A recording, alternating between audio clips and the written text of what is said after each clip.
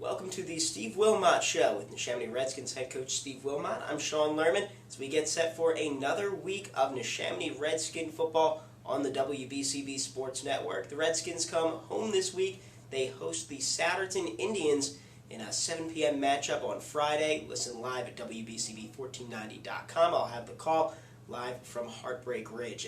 Coach, now 4-2 on the season, 4-0 on the road. A big win against a pretty solid CB South team. It was a pretty hard-fought game. It looked like an even match in that first half, and then you guys took over and got the win.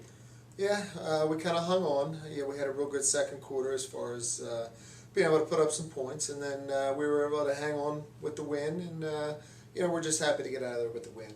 We're a little banged up in places. We're without our center, A.J. Sanko, and a few other injuries throughout, and a couple guys really stepped up, and we were just happy to get out of there with the win. Got some nice push and steam on the offensive line this week. Another big running game for Will Dogba. We saw some other guys get the ball.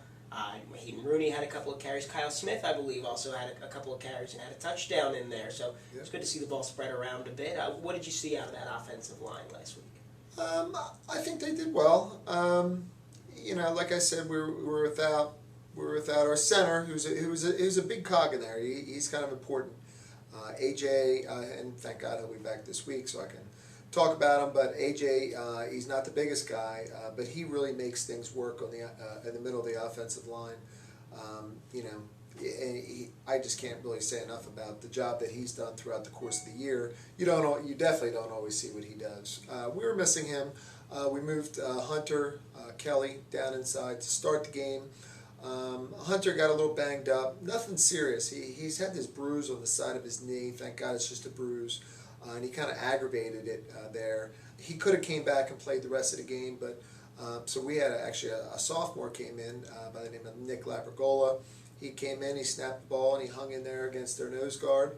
And then we had another kid start in place of Hunter, Steve Miglarino. He was just a senior who, he's been banging on scout team for 2.5 years, and finally got that chance to get in there, and a little undersized compared to the other guys that are playing in front of him, but he got in there and he battled, and so it was a gut win. We kind of gutted it out. Things weren't as pretty or smooth as I would have liked them, but it is what it is. Any other performances, noteworthy performances on offense that you liked in the game? I know Zach Treadway had a couple of catches again. Zach and Mason there right at the end of the second quarter. I mean, they look sharp. Zach, his first catch was fairly easy. I mean, it takes a lot of skill to make it that easy with his speed and all. But then the second catch he really kind of had to go get and did a nice job. Mason running the ball. I mean, there was that one run there in the second half where it was a 3rd and 8, and he got 6 of those 8 yards, and then I was just really amazed how he really gutted out those last 2 yards to get us any first down in a game like that's real important. And Mason really kind of impressed me with those last 2 yards, because he really he fought. And even Will Dogba had one run where on film it was a nice 10-yard run, and then he proceeded to take 3 or 4 guys with him for 10 more yards. And it was 10 yards. I counted it on film, and so it was a lot of real gutsy performances on offense and defense. Yeah, and speaking of that defensive side of the ball, CB South came out. They ran the ball a lot. They had their 2 backs that primarily got the ball, but it seemed like you guys held up pretty well and were able to stop that for the majority of the game. Yeah, Dalton Fox I think led all the tacklers with 8, and Jack I think had Dalton had 9. I think Jack had 8. We are switching around positions a little bit. So Kyle Smith, who's nobody outside linebacker, we're just kind of experimenting him, trying to get a little speed off the corner at defensive end. And then we have a freshman out there at outside linebacker, Ole Manzik, and they're doing a nice job. And secondary covered. Anytime where you're not getting beat on long passes, the secondary's doing their job. Which is, they had a quiet day, which means they had a great day. They were running the ball, but we The way I described it in the paper is we bent a little bit at times, but we certainly didn't break. Yeah, I know the one big play that, at least from up in the press box, seemed to really spark the guys was that interception where the ball got batted at the line of scrimmage. Kyle Smith grabbed it. Did you feel like that gave the team, a bit more energy and a bit of excitement? Any turnover, any turnover. I mean, it was, if one of the other defensive linemen who's not as, any turnover is huge for us, and it's something that we like to capitalize on. So we'll take turnovers any way we can get them. If Kyle got the ball, and that was awesome. But if Eddie Perry or Hunter Kelly or Harmon Yolarte got the ball, it would have been just as good. And Harmon Yolarte, another 2 sacks in the game. He's been just racking them up at this point. Every time I look at a box score, it's another 2 sacks for Harmon Yolarte. He's played very well. He's played at a very high level all year. Physically, he's very gifted physically. The best thing about him is just his personality. He's just such a pleasant person. I think he's really helped our team as a whole. I don't want to say he was a surprise for us because he's not a surprise. He played a lot of football last year, but he's been a big cog in our engine all year. All right, the Neshaminy Redskins 4-2 on the year. A big matchup with Sounderton coming up this Friday. We'll talk about that when we come back on the Steve Wilmot Show, presented by ARIA Health on WBCB1490.com.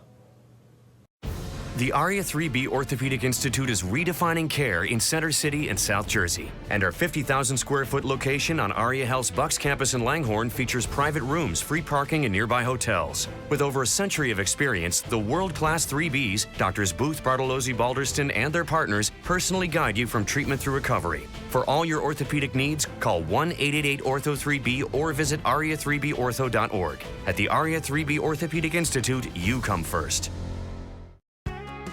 If you are looking for a car, where do you go? Faulkner Auto Group at 4427 Street Road in Trevose is where to go for the best deals in Bucks County for all your new pre-owned cars, trucks, or SUVs. Go to Faulkner Auto Group. It's always Faulkner, to be sure.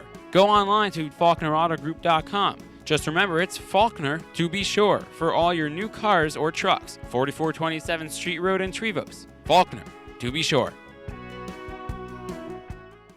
Hi, Merrill Reese to tell you about our good friends at the Revere Ristorante Italiano in nearby Ewing Township at 802 River Road. I can tell you that from South Philadelphia to New York's Mulberry Street, there's no better Italian cuisine than that served at the Revere. Start your meal with one of their great appetizers or salads. Entrees include outstanding veal dishes, fresh seafood daily, excellent steaks and chops, homemade pasta dishes, daily specials, and much more. You can also enjoy their bar area, where on most weekends, entertainment is offered. The Revere also does off-premise catering and can accommodate private parties for any affair, including business functions. Call the Revere Ristorante Italiano for more information and reservations at 609-882-6365. 882-6365. The Revere Ristorante Italiano open Monday through Friday for lunch and 7 days for dinner at 802 River Road, right off the Wilbertha Road exit on Route 29 in nearby Ewing Township. Don't forget, if you miss any of your local high school sports action, you can read all about it in tomorrow's edition of the Trentonian. For your complete local and national news 7 days a week, it's the Trentonian, or online at thetrentonian.com. The only newspaper serving Bucks, Burlington, and Mercer County 7 days a week, it's the Trentonian. Welcome back to the Steve Wilmot Show with the Neshaminy Redskins head coach Steve Wilmot. I'm Sean Lerman, and we look ahead now to this coming Friday at 7 o'clock. The Neshaminy Redskins will host the Sounderton Indians. Coach, this is a 3-3 Sounderton team. They're going to be looking for a big win. Let's start with their offense. What do you expect to see as far as their base set? They are a pretty strict wing T team. Actually, Pennsbury's come out of the wing T a little bit, trying to do some stuff with their quarterback this year, but their offense is very similar to a Pennsbury offense. One fullback in the back, 2 guys on the side, and then they have backfield sets very similar to what Pennsbury does. And they're a wing T team. They run the belly at you. They run the fullback trap. They passing the ball. They run the waggle with the misdirection and the pulling guards. When they're trying to hit a play, they run that double reverse play that wing T teams do. So I mean, they've been a strict wing T team for for years. We're familiar with Satterton. I mean, even when they weren't in the what I'll call, I guess, the Power 10, we played them non-league. So we've been playing Satterton pretty consistently now for a long period of time. Looking at the stats, it seems like they certainly favor running the ball. They'll pass the ball, 10 or so times per game. It looks like they're running the ball 40-plus times almost every game. Yeah, they want to establish that ground attack, and then it's very similar to what Pennsbury does. They want to establish you, they want to suck you up, and then they want to throw the ball over your head. As far as the defensive side of the ball, what do you expect to see out of them look-wise? They run two fronts this year, so in the past couple of years they've kind of run an odd front, a 3-4 front. I expect to see them probably in that most of the game, and then they also switch up to a 4-man line. So, against Pennsbury, against the option teams that we've seen them play, they kind of play that 4-man line just to kind of get that extra guy up there. So they run a little bit of 4-3. They kind of do the same coverages, 4-3, 3-4. They can still do. They still have 4 guys to play the pass in the back, so they kind of are pretty consistent with the coverages that they run. Except they just kind of switch the front up a little bit. The defensive line, it's not a bad front. We played against the same kids last year. They're a year older. I think their linebackers are good. They're nice downhill fill linebackers, and their secondary can run pretty good. I think their defense is pretty formidable. Yeah, and I do have to say, talking about Satterton, if there is one play from all of last season that sticks out in my mind, it was when Cale Kitchenman had that interception and then got caught from behind, because talking to some of the kids after the game, apparently they gave him a bit of a hard time about getting caught because he looked like he was going to get a touchdown out of it. But I specifically remember that from the Satterton game last year as being a really fun moment, and that was a nice win for Neshaminy last season. Yeah. So as we look ahead to Friday now, we'll get away from the high school football for a bit. Did you catch any college or NFL games this week? For college games, I kind of enjoy watching the Division I AA games. So I watched the James Madison, who's like a Chip Kelly type of offense. They're running. I think they're faster than the Eagles. I mean, they were on the ball quick against Townsend University, which is more of an offense that we run, more of a eye offense, power type of thing. So, I mean, I have fun. I enjoy watching college games like that. Not necessarily the big, overhyped games, but the kind of the smaller games where I'm just trying to figure out what the teams are doing.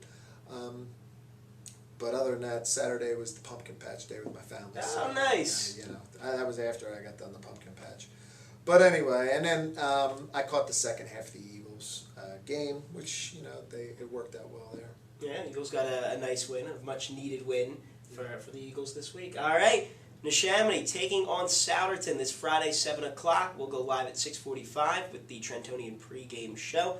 All the action at WBCB1490.com. Good luck, Coach. Thank you.